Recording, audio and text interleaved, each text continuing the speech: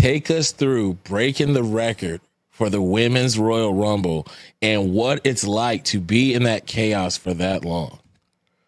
My gosh, an hour. It honestly, it didn't even feel like an hour. The Royal Rumble was one of my favorite pay-per-views to watch growing up. It was obviously WrestleMania and then Royal Rumble. So the very first year I got signed, I was able to be a part of it, and that was insane. I was only in it for a little bit, but that was insane. Then last year, only in it for a little bit, but still insane. And then this year, I broke the record for being the woman to last the longest in the Rumble, and that was absolutely insane. And then to be the last two standing with Huge. Charlotte Flair, 14, 15-time world champion, like, I think that definitely proves to everybody that I am what I say I am. I'm the prodigy, and I don't know if the main roster girls are ready for me. It's also very crazy. I was thinking about it, and just the way that everything goes full circle. The first time that I ever went to a Royal Rumble, I was an extra. I was still an indie wrestler. And I remember sitting on the very top of a suite watching the Royal Rumble, and I watched Charlotte Flair win. And a few years later, I'm watching Charlotte Flair win on the floor after she just eliminated me. So, it just proves that hard work, it really pays off. And now I'm going to prove that I am the best woman in that division. It's crazy. You just made me remember something as you said that.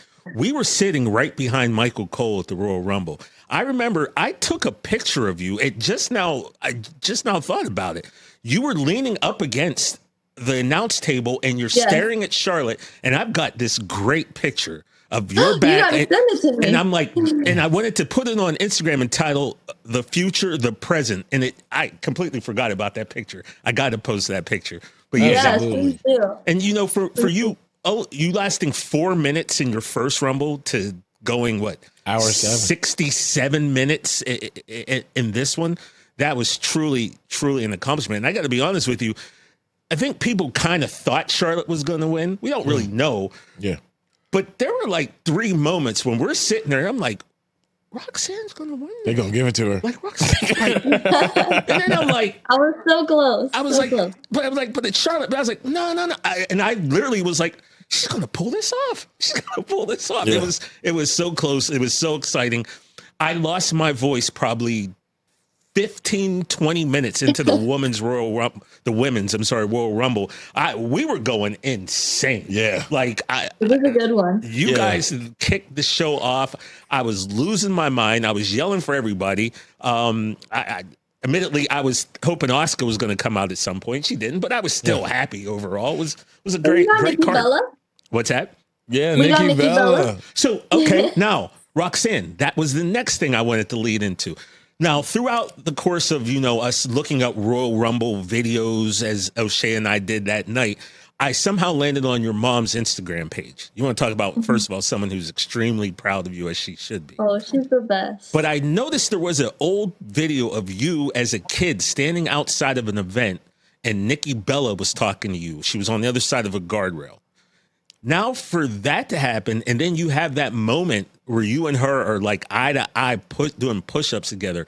What was 13, 14, 15-year-old Roxanne feeling at that moment with Nikki? Oh, so many feels, in that video that you're talking about. I remember Nikki Bella saying, well, in 5 years, I'm going to need a tag partner. And I said, well, I'd rather wrestle you. And she was like, okay. So 10 years later, I'm in the ring with Nikki Bella and almost slapped her. I got the taste slapped out of my mouth, but regardless, to have that moment with her was insane. I feel like there's just so many moments that keep happening that I'm just like, wait, is this real? Yeah, it's real. It's just everything that I've ever dreamt of as a kid. And like, if I could go back and tell my younger self that all of this is actually happening, she would freak out. And that's what's so cool about sports, whether it be wrestling, basketball, football. Anytime you can find those old videos of a younger athlete looking, being able to meet like their idol, their hero, and then them having a moment where as an adult they're able to cross paths.